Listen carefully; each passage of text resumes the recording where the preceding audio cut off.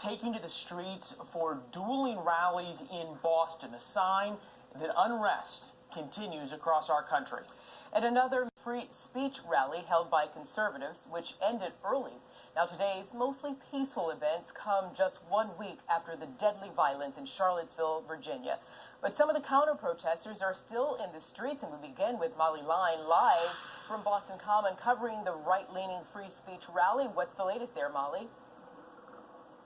Arthel, that Boston free speech rally did wrap up earlier this afternoon. The speakers there were deemed hate speakers by city and state officials, and that's why this had such a counter-protest that poured out to push back against what many people felt would be hate speech coming from that bandstand here in the Boston Common earlier today.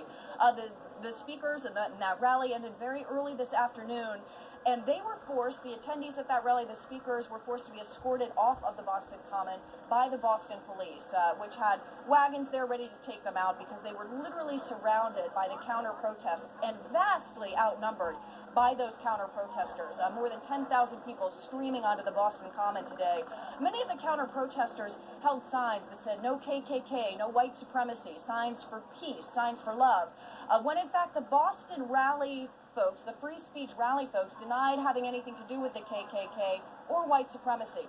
Now, one of the reasons they drew so much attention is that one of the speakers that they intended to have speaking today at their rally also spoke at the Unite the Right rally here in the city of Boston. You can see some of the officers here on their bikes. These have been very useful. They've been moving about, responding to any skirmishes that might have popped up.